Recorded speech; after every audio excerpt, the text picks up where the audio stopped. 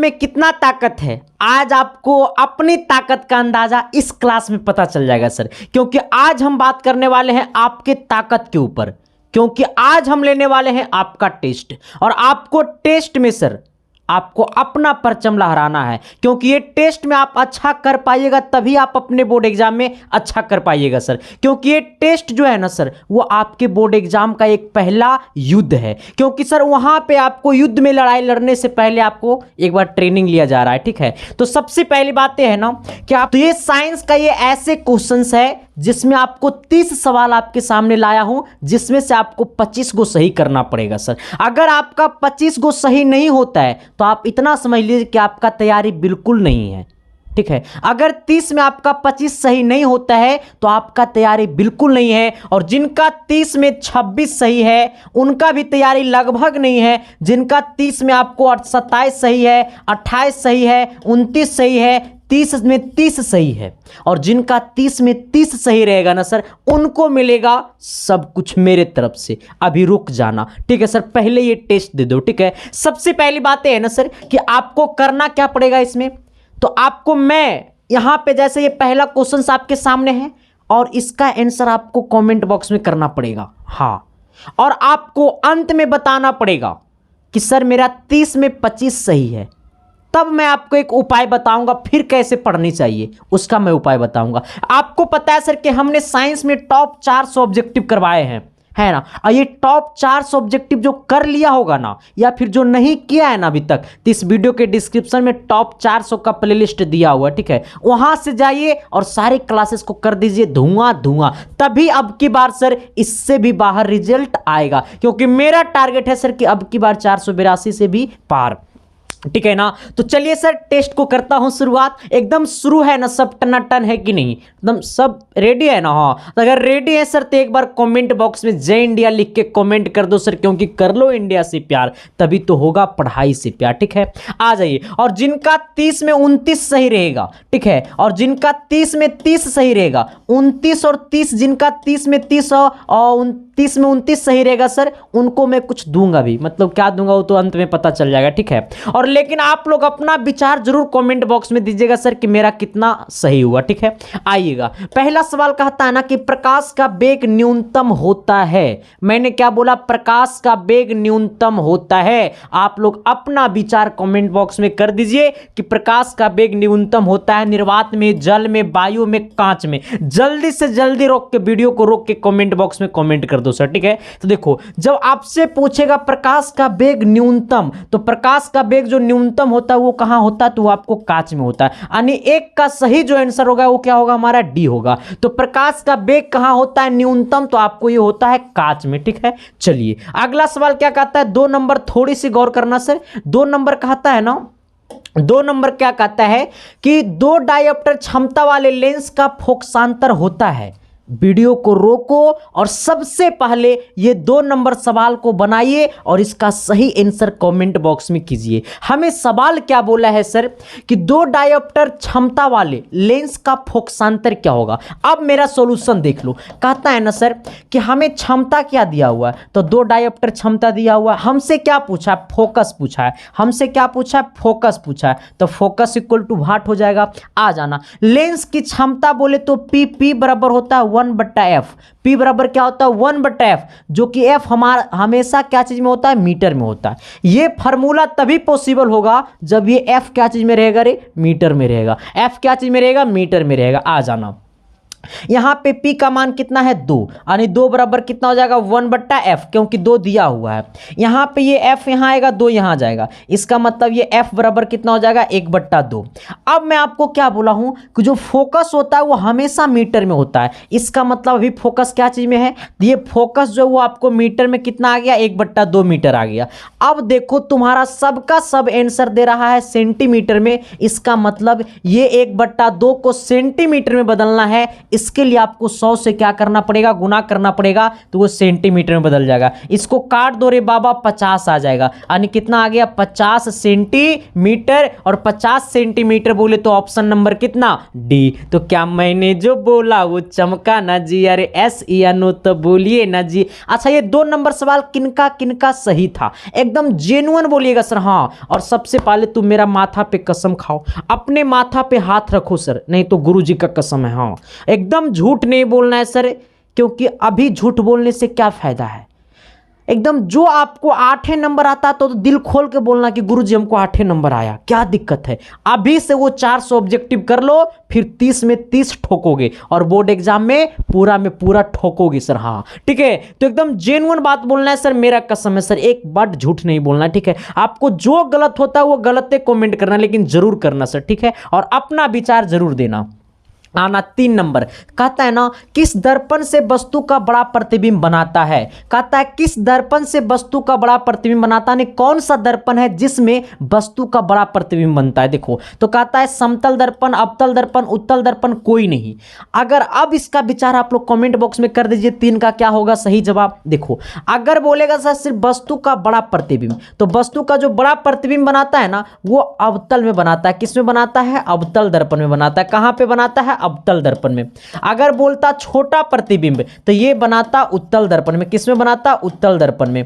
अगर बोलता बराबर प्रतिबिंब तो बराबर बनाता समतल दर्पण में। कहां बनाता, समतल दर्पण में। कहां बनाता, समतल दर्पण में। आ जाना, हमसे बोला किस दर्पण से वस्तु का बड़ा प्रतिबिंब बनाता है, और जैसी बोलेगा बड़ा तो मारेंगे खोपचा में अवतल दर्पण। ठीक है, बोलता छोटा मारते घपसना उत्तल दर्पण, बोलता बराबर मारते समतल दर्पण। ठीक है सर, आ जाना। हमसे क्या बोला है सर, बड़ा, इसका मतलब ऑप्शन नंबर बी सही जवाब होगा। और किनका किनका बी सही है सर, एक बार कमेंट बॉक्स में कमेंट कर देना। आइए सवाल नंबर 4 क्या कहता है, थोड़ी सी गौर कर देना सर, और आप लोग 4 नंबर सवाल में फंसे होंगे। अच्छा 4 नंबर सवाल थोड़ी सी एक बार वीडियो को रोक करके कमेंट बॉक्स में कमेंट कर दीजिए। हमें क्या बोला सवाल, 100 वाट 120 वोल्ट के विद्युत बल्ब के तंतु पर प्रतिरोध क्या होगा। एक बल्ब है, सपोजिट मान लो यहाँ पे वो बल्ब है, ये बल्ब में जो शक्ति है ना सर वो आपको 100 वाट है। कितना वाट का ये शक्ति है, ये बल्ब का 100 वाट का है, जिसमें हमको दिया हुआ वोल्ट कितना दिया हुआ, 220 वोल्ट दिया हुआ, यही ना। आ जाना, जिसमें 220 वोल्ट का हमारा इसमें है। ठीक है, 100 वाट 220 वोल्ट। हमसे क्या पूछा है, प्रतिरोध। हमसे क्या पूछा है, प्रतिरोध इक्वल टू वाट।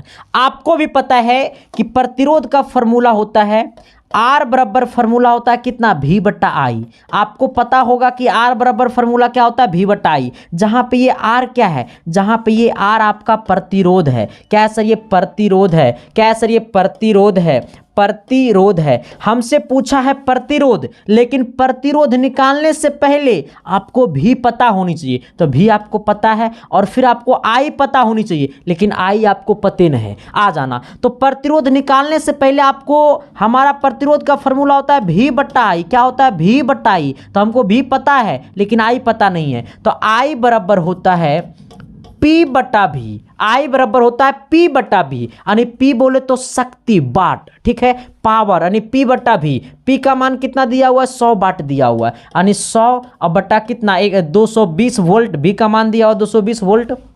इसको काट दो, एगो जीरो से एगो जीरो खोपचा में गया सर, यहाँ पे 10/22 हो गया। ठीक है, तो ये 10 को काटना तो 5 दूनी 10, यानी 2 बार में 2 से कटेगा 5 बार में, इस 2 से कटेगा 11 बार में, यानी ये वाला आ गया आपका 5/11। कितना आ गया, 5/11, 5/11 एम्पियर।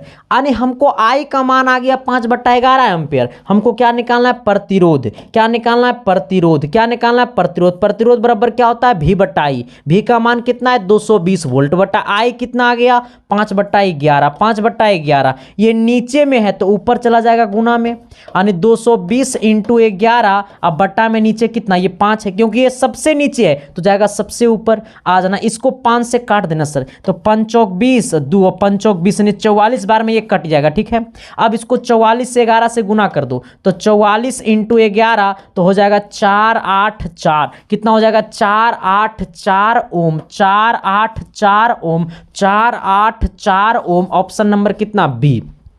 शिद्दत से, प्यार से, मोहब्बत से बताना कि 4 नंबर किनका किनका सही था। देखो सर ये टेस्ट है, हम थोड़ा सा फास्ट चलेंगे, ठीक है। आ जाना सर। अगला क्या कहता है 5 नंबर, थोड़ी सी आना 5 नंबर की तरफ।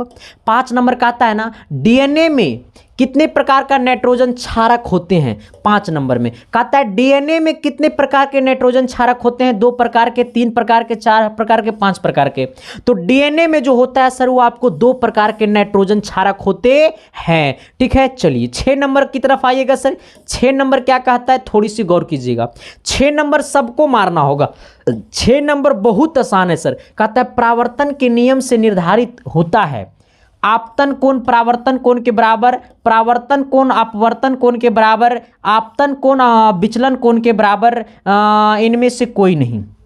हमें क्या बोला है एक्चुअल में, हमें क्या बोला है कि प्रकाश के परावर्तन के नियम से निर्धारित है कौन। आप लोग कमेंट बॉक्स में जरा कमेंट कर दीजिएगा सर, ठीक है। आ जाइएगा 6 का आंसर क्या होगा आपके अनुसार से। मेरे अनुसार से होता है सर कि जब बोलता है कि प्रकाश का परावर्तन, जब बोलता है कि प्रकाश का परावर्तन, प्रकाश के परावर्तन में होता है कोण आई बराबर कोण आर, और कोण आई बोले तो आपतन कोण बराबर होता है, आपतन कोण बराबर होता है परावर्तन कोण के, आपतन कोण बराबर होता है परावर्तन कोण के। यानी ऑप्शन नंबर क्या हो गया, ए सही जवाब, ठीक है। यानी प्रकाश के परावर्तन का नियम होता है, प्रकाश के परावर्तन का नियम होता है कि आपतन कोण बराबर परावर्तन कोण, यानी कोण आई बराबर कोण आर, यानी ऑप्शन नंबर क्या हो जाएगा, ए हो जाएगा सर। आइएगा 7 नंबर क्या बोलता है सर, थोड़ी सी गौर कीजिएगा 7 नंबर की तरफ।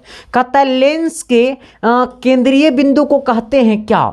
ये 7 नंबर कहता है लेंस के केंद्रीय बिंदु को कहते हैं क्या। वक्रता केंद्र, प्रकाशीय केंद्र, द्वारक केंद्र या फिर अक्ष केंद्र, क्या कहते हैं। थोड़ी सी एक बार कमेंट बॉक्स में कमेंट कर दो सर। देखो सिंपल फंडा, सिंपल रूल है सर। जब तक पढ़ोगे नहीं तब तक कुछ होगा कैसे सर, और जब तक पढ़ोगे नहीं तब तक मम्मी पापा का सपना कैसे पूरा होगा सर। क्योंकि आपका सपना को लेकर के सर आपके घर में कोई इंतजार कर रहे हैं, तो उनकी सपना को भी पूरा करना है सर, क्योंकि उनका भरोसा अब आपके ऊपर है। अगर उनकी भरोसा को अगर आप तोड़ दिए तो ज़िंदगी में समझ लो कि सर कभी नहीं खुश रह पाओगे सर। क्योंकि माँ बाप जो होता है ना सर, वो बेटे के ऊपर ही उम्मीद करते हैं, और बेटा अगर उनकी भरोसा को तोड़ देगा सर तो वो ज़िंदगी में जी पाएंगे, नहीं जी पाएंगे सर। अगर वो 2 रोटी खाएंगे ना तो वो सोच कर खाएंगे, ठीक है। तो इसलिए सर अपने लिए नहीं पढ़ते हो ना तो अपने मम्मी पापा के लिए पढ़ो सर, बट जरूर पढ़ो। कहता है ना सर, नहीं बोलूंगा हाँ क्योंकि टेस्ट है। कहता है लेंस के केंद्रीय बिंदु को क्या कहते हैं। तो लेंस के केंद्रीय बिंदु, जैसे देख लो ये लेंस है, ठीक है, ये आपको उत्तल लेंस है, ठीक है। और ये वाला जो बिंदु होता है ना सर, इसको हम लोग कहते हैं प्रकाशीय, क्या कहते हैं, प्रकाशिक, प्रकाशिक केंद्र कहते हैं। क्या कहते हैं, प्रकाशिक केंद्र कहते हैं। ऑप्शन नंबर क्या हो गया, बी हो गया, यानी प्रकाशीय केंद्र भी इसको बोला जाता है, ठीक है। आइएगा 8 नंबर क्या कहता है, थोड़ी सी गौर कीजिएगा। 8 नंबर में कहता है पित्तल है क्या। 8 नंबर सवाल कहता है पित्तल है क्या। 8 नंबर कहता है क्या पित्तल है क्या। धातु, अधातु, मिश्र धातु, उपधातु। जल्दी से जल्दी कमेंट कर दो मेरे यारों, क्योंकि आपका कमेंट के ही वजह से तो आपका रिजल्ट होता है। आ जाना सर। मैंने क्या बोला सर कि पित्तल है क्या, क्योंकि बोर्ड एग्जाम में बोर्ड एग्जाम में जाने से पहले ये वाला टेस्ट दिए जाना, ठीक है। कहता है पित्तल क्या है सर, तो पित्तल एक मिश्र धातु है, ठीक है। अच्छा पित्तल क्या है, एक मिश्र धातु। ये किनका किनका सही था, क्योंकि ये सवाल बहुत ही मनोरंजन वाला है सर, बहुत हल्का सवाल है। अगला कहता है सल्फाइड आयक्सो का संद्रण किया जाता है। 9 नंबर, ठीक है। कहता है सल्फाइड आयक्सो का संद्रण किया जाता है किससे। सल्फाइड आयक्सो का संद्रण किया जाता है हाथ से चूनकर, निछलन द्वारा, फेन प्लावन द्वारा, या फिर आपको निष्पातन द्वारा। ये कौन ऑप्शन होगा सही जवाब, थोड़ी सी कर देना सर। मैं आपसे पूछता हूं, सवाल बोला है सल्फाइड आयक्सो का संद्रण किया जाता है, तो सल्फाइड आयक्सो का संद्रण किया जाता है फेन प्लावन द्वारा। किसके द्वारा, फेन प्लावन द्वारा। सल्फाइड आयक्सो का संद्रण किया जाता है फेन प्लावन द्वारा। आइएगा 10 नंबर सवाल क्या बोलता है सर, थोड़ी सी गौर करना। 10 नंबर कहता है ना कि सीसा और टीन की मिश्र धातु को कहते हैं। जब ये सीसा मिलेगा अब प्लस टीन मिलेगा तो क्या बनाएगा रे बबुआ, कमेंट बॉक्स में कमेंट तो जरा तू कर नू दे रे। कहता है सर सीस और टीन मिलेगा तो सोल्डर बनाएगा, स्टील बनाएगा, गन मेटल बनाएगा, उपधातु बनाएगा। क्या बनाएगा सर, थोड़ी सी कमेंट बॉक्स में कमेंट कर देने सर। देखो शीश 60%, ठीक है, 66%, ठीक है, मतलब 67% होता है सर। ये जो होता है सीसा जो होता है वो 67% होता है, और टीन जो होता है सर वो आपको 33% होता है, और ये दोनों जब मिलता है सर तो आपको सोल्डर बनाता है। क्या बनाता है सर? ये सोल्डर बनाता है, ठीक है। तो सीस और टीन जब मिलेगा तो क्या बनाएगा? सोल्डर बनाएगा, ऑप्शन नंबर ए। और जहां पे सोल्डर में जो सीस का प्रतिशत मात्रा होता है, सीसा का जो प्रतिशत मात्रा होता है वो 67 होता है, और टीन का जो प्रतिशत मात्रा होता है वो कितना होता है? 33 होता है। 11 नंबर सवाल की तरफ प्रवेश कर जाइएगा सर। 11 नंबर का आता है ना, मानव में डायलिसिस थैली है। अरे मानव में डायलिसिस थैली है, जल्दी से कमेंट कर दो सर। ये मानव में जो होता है सर वो डायलिसिस थैली कहाँ होता है? नेफ्रॉन में, नोफ्रॉन में, न्यूरॉन में, या माइटोकॉन्ड्रिया में, या इनमें से कोई नहीं? जल्दी से जल्दी कमेंट कर दो, हमारा कल हो रहा है सर। हाँ अरे कर ना रे बाबा। देखो सर मैं आपके लिए शिद्दत से, प्यार से, मोहब्बत से मेहनत करता हूं सर, तो आप अपनी मेहनत को समझिए, और कभी कभी आपकी मेहनत को जांचने के लिए लाता हूं सर सिलेक्टेड क्वेश्चन, ठीक है। आ जाना, क्योंकि सर रिजल्ट का मतलब अगर कोई है तो आपको भी पता है सर, ठीक है, क्योंकि मैं सिर्फ रिजल्ट को दिखाता हूं सर और कुछ भी नहीं दिखाता हूं, ठीक है। आ जाना, क्योंकि सर देखो असली टीचर वही है जो बच्चा का रिजल्ट दिखाता है। हाँ असली टीचर वही है सर जो बच्चा का रिजल्ट दिखाता है। तो कहता है मानव में डायलिसिस थैली होती है कहाँ? नेफ्रॉन में होती है। ये 11 नंबर सवाल किनका किनका सही था? मानव में डायलिसिस थैली है नेफ्रॉन में। आइएगा 12 नंबर। 12 नंबर सवाल क्या बोलता है कि इंसुलिन की कमी के कारण कौन सी रोग होती है? एकदम लॉलीपॉप सवाल है सर। ये सवाल तो हमको लगता है कोई नहीं छोड़ेगा, नोच के खा जाएगा। अरे ये लेग पीस का मजा देगा। लेग पीस समझता है नु? हाँ ना, चिकन खाएगा नु 5 गो मिलकर कहेगा हमारा लेग पीस चाहिए, तो ये लेग पीस का मजा देगा सर। हाँ रियलिटी बता रहे हैं भाई, लेग पीस का मजा देगा, ठीक है। कहता है इंसुलिन की कमी के कारण कौन सी रोग होती है? एड्स, बेरी, घेंघा, मधुमेह। क्या होता है? जल्दी से कमेंट करना रे भाई, वीडियो को रोक के सोचो समझो और कमेंट करो। कहता है सर इंसुलिन की कमी के कारण कौन सी रोग होती है? तो इंसुलिन की कमी के कारण से होती है सर मधुमेह। क्या होती है? मधुमेह। क्या होती है? मधुमेह। आ जाना, अगला सवाल आना 13 नंबर की तरफ। कहता है सरलतम हाइड्रोकार्बन है। 13 नंबर सवाल क्या बोला है? सरलतम हाइड्रोकार्बन है मीथेन, इथेन, प्रोपेन, ब्यूटेन। सरलतम हाइड्रोकार्बन है ethane, methane, propane, butane. Sorry methane, ethane, propane, butane. इसमें से सरलतम हाइड्रोकार्बन कौन है? जल्दी से जल्दी कमेंट कर दो यार। पूछेगा सरलतम हाइड्रोकार्बन, पूछेगा सरलतम हाइड्रोकार्बन, पूछेगा सरलतम हाइड्रोकार्बन, तो मारना क्या? आपको मीथेन मारना। क्या मारना? मीथेन मारना। मीथेन का फॉर्मूला क्या होता है? CH4। क्या होता है? CH4। आना 14 नंबर सवाल की तरफ। अगला कहता है नाइट्रोजन के अणु में कितने सहसंयोजन बंधन होते हैं? नाइट्रोजन के अणु में कितने सहसंयोजक बंधन होते हैं? नाइट्रोजन के अणु में कितने सहसंयोजक बंधन होते हैं? आपका 1 2 3 4 कितना होता है सर? कमेंट बॉक्स में कमेंट कर दो। नाइट्रोजन अणु के कितने सहसंयोजन बंधन होते हैं? थोड़ी सी कमेंट बॉक्स में कमेंट कर दो सर। कहेगा नाइट्रोजन अणु में कितने सहसंयोजन बंधन होते हैं? तो 3 होते हैं। कितने होते हैं? 3 होते हैं। कितने होते हैं? 3 होते हैं। आइएगा सवाल नंबर 15 की तरफ आइएगा सर। 15 कहता है ना, 15 में अटकेगा, 15 में बहुत सारा लोग फंसेगा सर। हमको तो लगता है 15 में फंसेगा। आ जाना, कहता है क्या? इस क्रियाशील है, ठीक है, ये सिंगल बॉन्ड है। इसका मतलब होता है ना सर, इसका मतलब होता है ना कि इसके आगे कोई ना कोई कंपाउंड रहेगा, ठीक है। तो CHO ये किसको संकेत करता है? ये CHO जो है वो किसको संकेत करता है? क्रियाशील मूलक को क्या कहते हैं? जिसमें CHO लगा रहेगा, जिस कंपाउंड में CHO लगा रहेगा वो किसको संकेत करता है? कीटोन को, एल्डिहाइड को, एल्कोहल को, इनमें से कोई नहीं।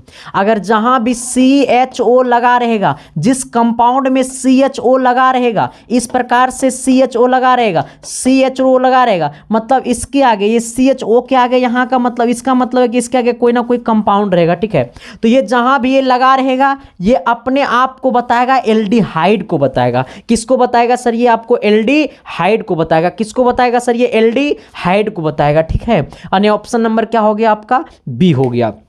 अब थोड़ा सा सोचना सर कि ये 15 में, ये आपको सर ये 15 में 15 किनका सही रहा, ये 15 में 15 कितना लोगों को सही रहा, ये 15 में 14 कितना लोगों को सही रहा, बस ये 15 में 15 कितना लोगों का सही है और 14 में 15 में 14 किनका सही है और 13 में 15 कितना सही है सर, मतलब 15 में 13 किनका सही है, 12 किनका सही है 15 में, 11 किनका सही है 15 में, 10 किनका सही है ये 15 में। इतना लोग जिनका जिनका इस अनुसार से रहा ना, ये 5 कैटेगरी में जो जो लोग हैं ना वो एक बार कमेंट बॉक्स में कमेंट कर देना अपना नाम लिख करके और ये लिख करके कि सर मेरा इतना सही रहा, 15 में 15, 15 12, 15 में 12, 15 में 10, 15 में 11, 15 में 13, 15 में 14, क्योंकि सर हो सकता है तो उन लोगों को अगले वीडियो में मैं नाम मिलूंगा, ठीक है।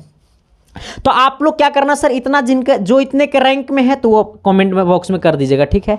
आइए 16 नंबर की ओर हम लोग बढ़ते हैं, क्योंकि 30 टोटल क्वेश्चन है, मैंने 15 करा दिया।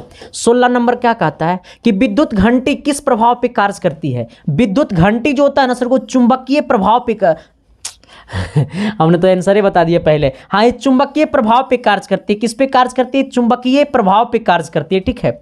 विद्युत घंटी जो है सर वो चुंबकीय प्रभाव पे कार्य करती है। आना 17 नंबर की तरफ। 17 नंबर जल्दी से जल्दी टिकिया दो सर। अरे टिकिया दो ना रे, लड़ना ना है, बॉर्डरे पर लड़ना है रे, गोलिए नहीं छोड़ना है, कैसे छोड़ देंगे सर। हाँ आइएगा, कहता है विद्युत बल्ब में कौन सी गैस भरी रहती है। हमारा विद्युत बल्ब जो होता है उसमें कौन सा गैस भरा रहता है? निर्वात रहता है, वायु भारी रहती है, निष्क्रिय गैस भरी रहती है, या फिर हाइड्रोजन गैस भरी रहती है। वायु भरी रहती है, वायु भरी रहती है, निष्क्रिय गैस भरी रहती है, हाइड्रोजन भरी रहती है, या फिर निर्वात रहती है। रहता है क्या रहता है? कमेंट बॉक्स में कमेंट कर दो सर, क्योंकि आपको कमेंट करना है, ठीक है। देखो सर ये 17 का सही जवाब होगा आपको सी नंबर, क्योंकि विद्युत बल्ब में जो गैस भरा होता है वो निष्क्रिय गैस होता है। क्या होता है? निष्क्रिय गैस होता है। ऑप्शन नंबर सी होगा। चलिए 18 की तरफ हम लोग आइएगा सर। 18 क्या कहता है? इस 18 नु होगा रे, रुक जाओ, ये आपको कितना हो गया? ये आपको हो गया 15 था, ये 16 है, ये 17 मैंने करा दिया। चलिए ये 18 की तरफ आइएगा सर। 18 क्या कहता है? थोड़ी सी गौर कीजिएगा। कहता है चुंबकों के सजातीय ध्रुवों के बीच परस्पर होता है। देखो यहाँ पे, हाँ, चुंबक के सजातीय, कहाँ? सजातीय ध्रुवों के बीच होता है, आकर्षण होता है, प्रतिकर्षण होता है, कभी आकर्षण कभी प्रतिकर्षण, इनमें से कोई नहीं। एकदम सवाल बड़ा सटीक है भाई, ठीक है।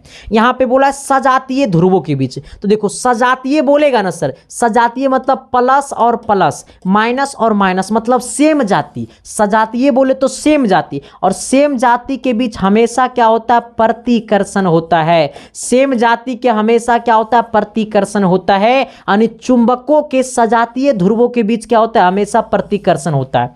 अगर यहां पे सजातीय ना रह करके अगर यहां विजातीय होता ना तो आंसर होता आकर्षण, ठीक है। तो यहां पे बोला है सजातीय, तो हम लोग मारेंगे प्रतिकर्षण। सजातीय मतलब सेम जाति, तो सेम जाति का क्या होगा? प्रतिकर्षण। ऑप्शन नंबर क्या होगा? बी होगा। आइएगा 19 नंबर सर। 19 नंबर क्या कहता है? थोड़ी सी गौर कीजिएगा। कहता है कि जो नेत्र निकट स्थित वस्तुओं को स्पष्ट नहीं देख पाता है उसे हम कहते हैं, उस नेत्र में होता है कौन सा दोष? अब सोचो, कहता है सर 19 नंबर कि जो नेत्र निकट स्थित वस्तुओं को स्पष्ट नहीं देख पाता है, मतलब जो इंसान मतलब सपोजेट मान लो हम, अगर हम निकट की वस्तु को नहीं देख पा रहे हैं और दूर की वस्तु हमको दिखाई दे रहा है, इसका मतलब हमारे अंदर कौन सा दोष है, ठीक है। तो दूर दृष्टि दोष है या निकट दृष्टि दोष है? निकट दृष्टि दोष का मतलब होता है कि निकट का वस्तु दिखाई देगा लेकिन दूर का वस्तु दिखाई नहीं देगा। लेकिन यहां पे कह रहा है कि निकटे के वस्तु दिखाई दे रहा है लेकिन दूर की वस्तु दिखाई नहीं दे रहा। तो दूर दृष्टि दोष का रूल होता है कि दूर की वस्तु दिखाई देबेस और निकट का वस्तु दिखाई ना देबेस, ठीक है। तो दूर दृष्टि दोष में होता है कि दूर की वस्तु दिखाई देता है बट निकट की वस्तु दिखाई नहीं देता है। तो यही पे कहा जाता है सर कि जो नेत्र निकट स्थित वस्तुओं को स्पष्ट नहीं देख पाता है, मतलब निकट रखी वस्तुओं को नहीं देख पाता है, तो उसे हम लोग क्या कहेंगे सर? दूर दृष्टि दोष कहेंगे। क्योंकि दूर दृष्टि दोष में दूर का वस्तु दिखाई देता है, ठीक है, लेकिन निकट की वस्तु दिखाई नहीं देता है। मैंने क्या बोला है सर कि दूरदृष्टि दोष में होता है ना कि दूर की वस्तु दिखाई देता है लेकिन निकट की वस्तु दिखाई नहीं देता है। चलिए सवाल नंबर हमारा क्या होगा आपका 20 होगा। अब 20 नंबर का आता है इंद्रधनुष का बनना। इंद्रधनुष का बनना, इंद्रधनुष का बनना किस परिघटन पर आधारित है?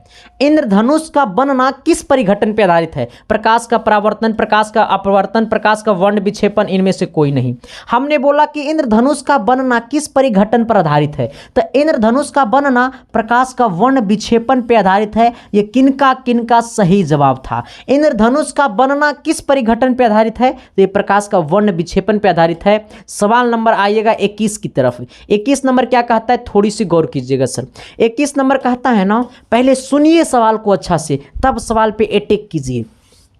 कहता है स्पेक्ट्रम में किस रंग की विकिरण, किस रंग की किरण का विचलन झुकाव, विचलन बोले तो सर झुकाव कम होता है। स्पेक्ट्रम मतलब ये वाला प्रिज्म में, ठीक है, यहाँ से यहाँ तक ये हमारा जो 7 गो कलर बनाता है सर, 1 2 3 4 5 6, एक ये 7, यहाँ पे जो 7 गो कलर बनाता है इसमें से किनका झुकाव कम होता है, मतलब जो कौन रंग कम झुकता है, लाल, हरा, पीला, बैगनी। देखो सर ये आपको कमेंट करना पड़ेगा। सबसे ऊपर लाल होता है, एक मतलब लाल सबसे कम झुकता है, और सबसे अधिक, सबसे नीचे कौन होता है, सबसे नीचे बैगनी होता है।